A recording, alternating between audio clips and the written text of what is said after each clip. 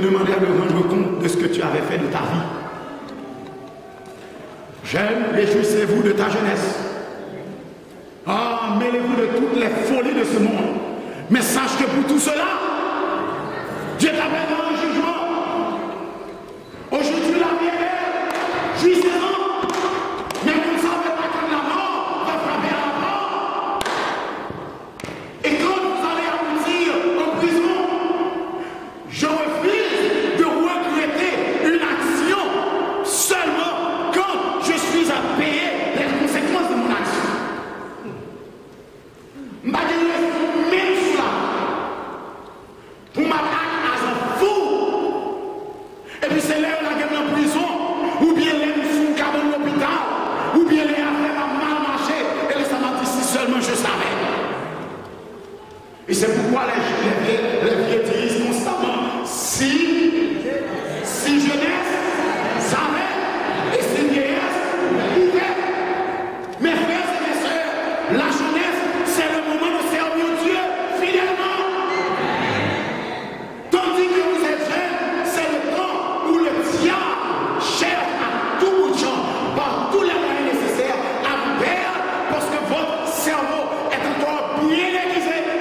Vous avez toute l'énergie pour prêcher la parole du Seigneur, pour intervenir dans diverses circonstances, pour témoigner de la bonté de Dieu et pour prouver au monde entier que notre Dieu est fidèle. Lorsque un jeune accepte Dieu, le diable tremble.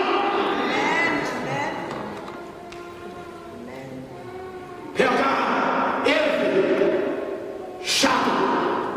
Dieu dit, je sais que là où tu demeures, il y a une progression. Ça passe d'une synagogue, un temple, à un trône. Le temple, ça a un aspect religieux, une synagogue, mais le trône, ça a un aspect politique. Est-ce que vous êtes là? Quand il s'agit du temple, ça a un apport religieux, mais quand vous allez vous parler du trône, ah mais ça c'est le roi, ça c'est la royauté, ça c'est la politique. Quel est le problème? Remarquez bien aimé, Perga, c'est la capitale. La plus grande capitale d'Haïti était à Port-au-Prince, c'est la capitale. Mais la pas de la capitale, c'est là que c'est l'endroit que l'on veut vendre au monde extérieur. Toutes les grandes constructions sont à la capitale. C'est la pas Perga aussi était réputé pour son Olympiade. Tous les dieux romains avaient un temps des centaines de dieux qui formaient l'Olympiade. Tous ces dieux avaient leur temple à Perga. Vous vous imaginez combien de temps il y avait dans la ville de Perga où il y avait environ 250 000 habitants. Et tous les temples romains, et il y avait un temple spécial pour la Rome qui était élevée au rang d'une déesse. Mais ce n'était pas les temples les plus importants. La raison pour laquelle Dieu dit que là où tu demeures est la synagogue de Satan, c'est parce qu'à Pergamos, il y avait 3 grands temples. Le premier, qui était le temple d'Asclépios. Asclépios, c'est le dieu que les médecins considèrent comme étant le dieu de la guérison. Dans le temple d'Asclépios, il y avait des serpents vivants qui marchaient tout le long du temps. Bien que l'on dise ils étaient tous inoffensifs et non venimeux, mais les gens étaient tellement confortables avec le dieu Asclépios. C'est comme si, à cause de ce dieu qui était représenté par un serpent,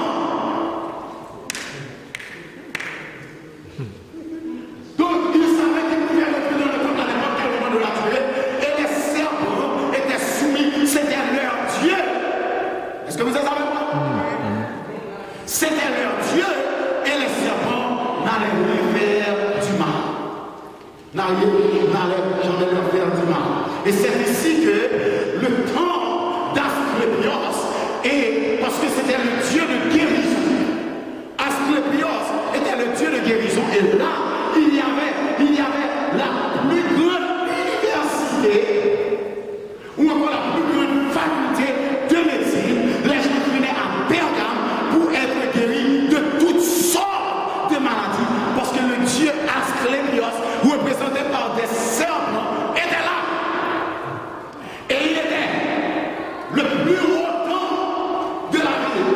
Asclépios, le dieu, était assis sur son trône.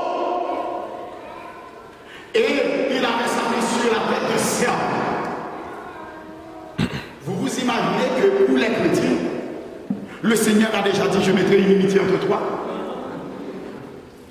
C'est l'animal qu'aucun chrétien est et qu'il considère comme la représentation du diable. Et avec ça, c'est le Dieu qu'ils adorent. Et il dit que la guérison vient du serpent. Et savez-vous encore aujourd'hui, des gens vendent la graisse du serpent pour guérir certaines gens. Bien aimé, de sorte que quand Dieu dit: je sais que là où tu demeures est le trône de Satan, les chrétiens de Pergame ont compris rapidement ce que Dieu veut dire, car ils voient le temple d'Asclépios, le Dieu que l'on appelle Asclépios. Et c'est pourquoi aujourd'hui la médecine est représentée par deux serpents qui se torsadent autour d'une épée. Parce que Dieu dit: j'ai une épée à qui tranchant dans ma bouche pour combattre les dieux, ma parole. Donc la médecine aujourd'hui, bien aimé, le signe, ça vient de la mort. Le ciment vient de la mort. Ascoulapé, c'est un événement que nous avons pour ceci. Mes frères et mes sœurs, voilà la réalité. Le Seigneur dit: j'ai ma parole. Je ne vais pas vous combattre avec la vie, mais je vais vous combattre avec la parole. Le guet-grataille, il est écrit. Frères et sœurs, si vous êtes chrétiens, nous sommes reconnus sur la terre entière comme une religion qui est fondée sur la Bible. Ce qui caractérisait l'Église adventiste autrefois, c'était la connaissance exacte de la parole de Dieu qu'avaient les membres. Et que nous n'avons eu aucun mal, parce que nous savions étudier nos questionnaires de l'école du sabbat. Le verset de la vigile matinale. Et le verset à mémoriser une fois, comme de fait, c'est ainsi que l'on reconnaissait autrefois un adventiste quand on va dans une zone différente. Lorsque vous allez quelque part, vous dites que vous êtes adventiste, la première question que l'on vous posait autrefois en Haïti, quel est le verset de le verset du mois? Si vous ne connaissez pas le titre de la leçon, le verset à mémoriser, vous n'êtes pas adventiste, ou bien vous êtes adventiste ou adventiste vachement. Mais aujourd'hui, peut-on toujours considérer cette église comme l'église de la Bible, l'église de la vérité, l'église dont les membres connaissent le message? Oh, frères et sœurs, le deuxième temple, c'était le temple de Dionysos, le dieu romain qui est caractérisé par le soleil. Le dieu soleil, Dionysos. Est-ce que vous êtes avec moi jusqu'ici parce que je vais quelque part? Et troisièmement, il y avait le temple de Zeus. Zeus, que l'on appelait le dieu Théos Supérieur, le dieu sauveur. Parce que Zeus a donné la victoire à la mort sur tous ses ennemis, particulièrement la grâce. Donc, ils adorent Zeus comme étant leur dieu qui les a sauvés. Ils adorent Dionysos comme étant le dieu soleil. Are you with me? Et ils adorent Asclépios comme le dieu de guérison. Maintenant, il y a un mythe selon lequel il y a un certain nombre qui cherchaient le savoir. Et tandis qu'il cherchait le savoir, et il est tombé, il est parti pour un voyage. Et tandis qu'il est tombé là au fond de la mer, il a trouvé le serpent qui lui a donné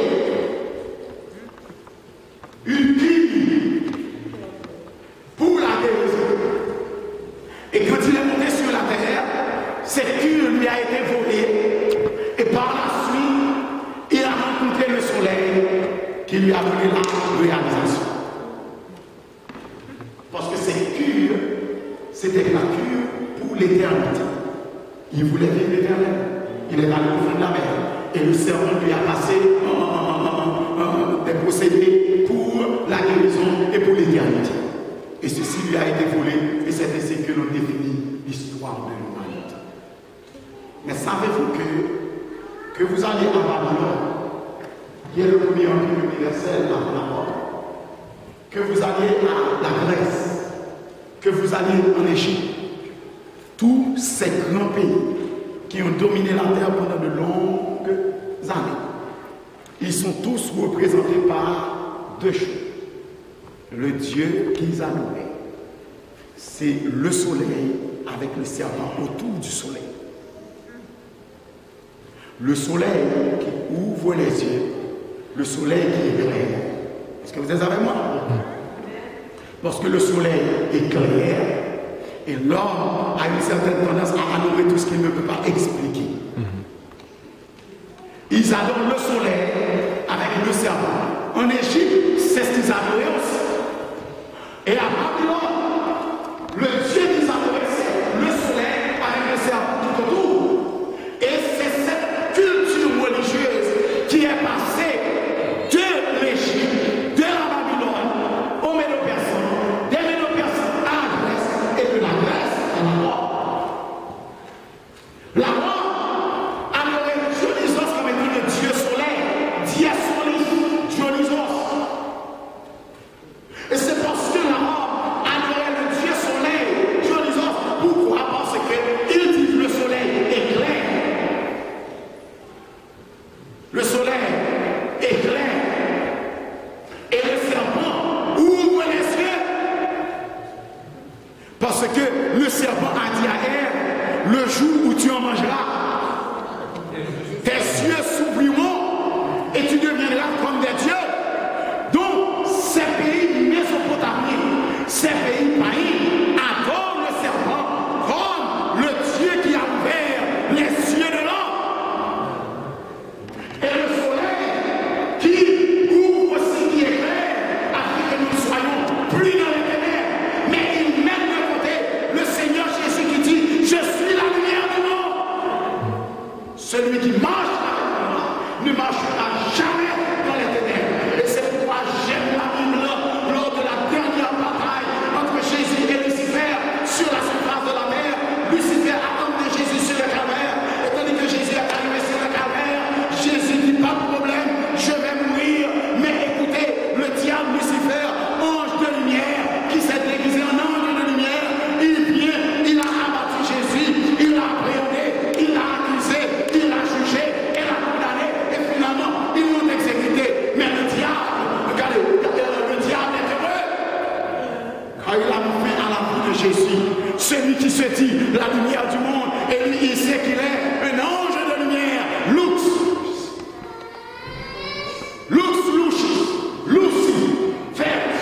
Lucifer, ange de lumière.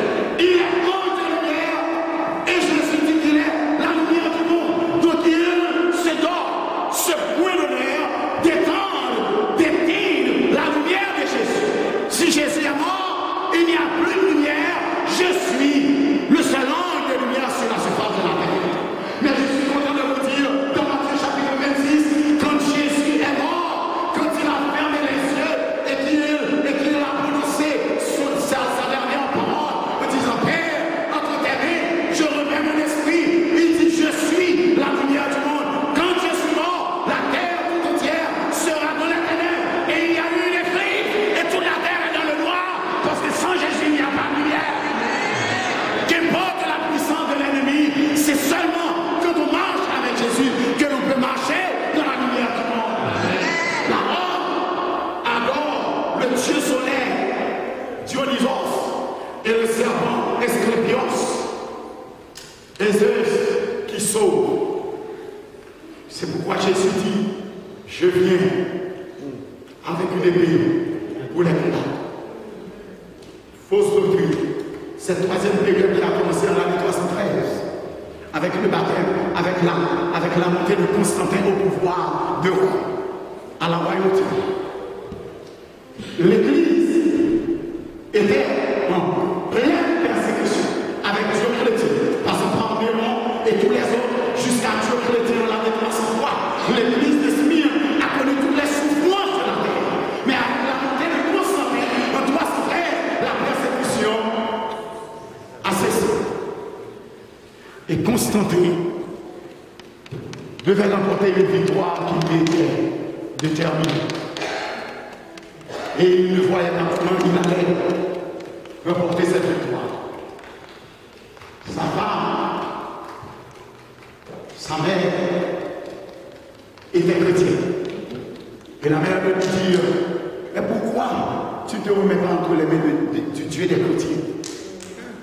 Je suis persuadé si tu lui donnes de combattre pour toi, tu remporteras la victoire.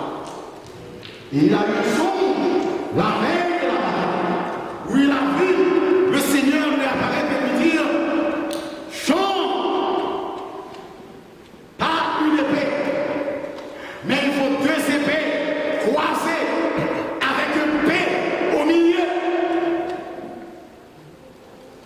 Oh, le chir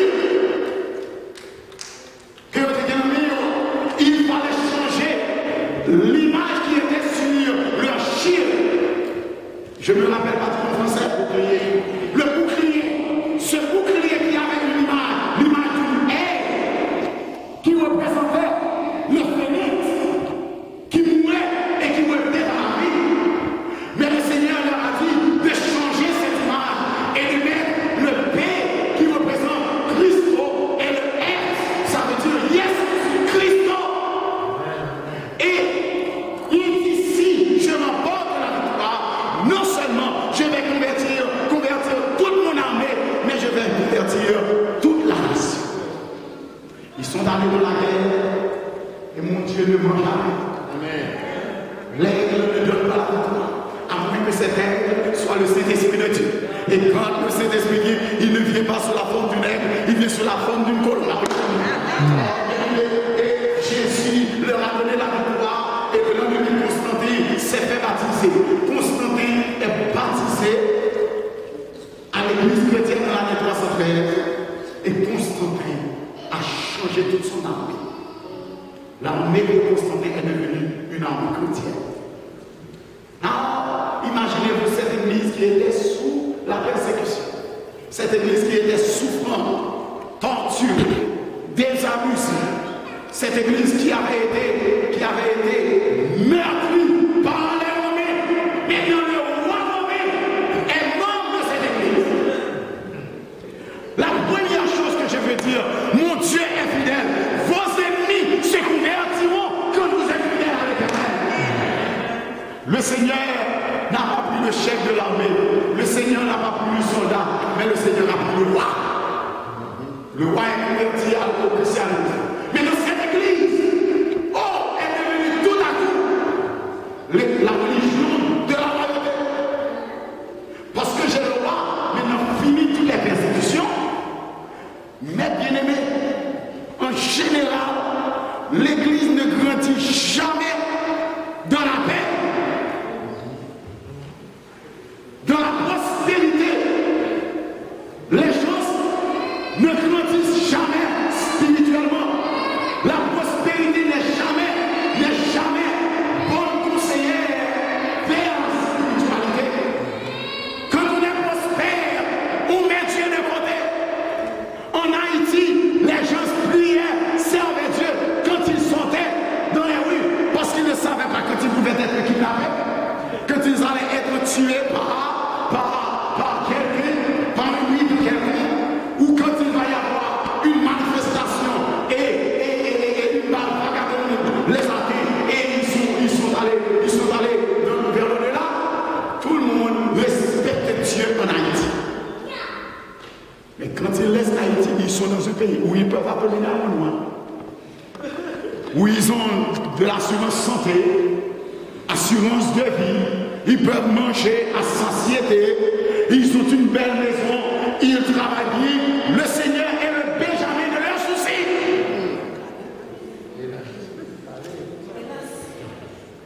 Mais frère, je veux dire en vérité, à bien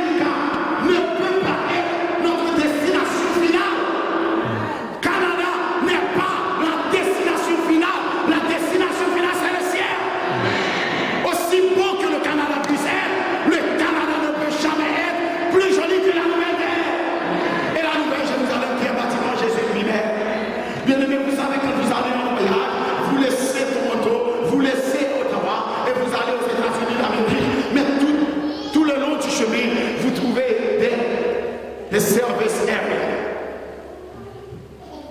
Vous savez ce que cela veut dire?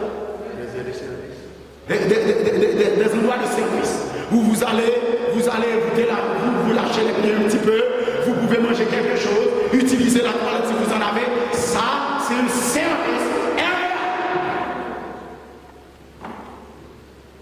Et quand vous en avez besoin, vous allez vous arrêter. Et quand vous y arrivez, vous allez